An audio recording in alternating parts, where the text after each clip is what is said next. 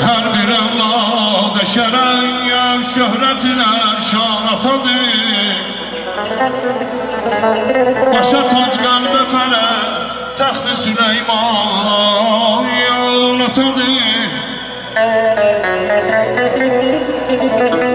Olasan şah yenə yox zərrə qədər fərqi onun. Hamdı sənsən onu bir dəhlidə imman atadır.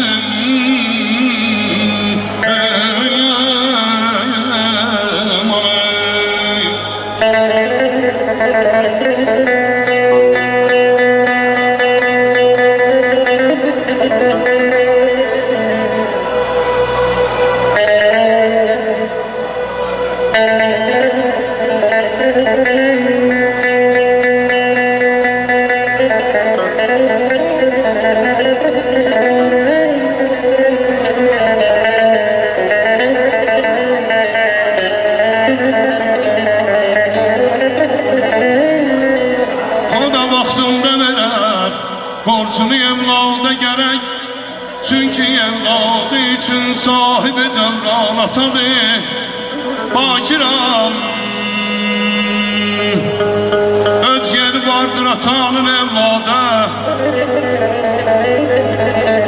Ne kadar atsana evlad, yine sultan atadır.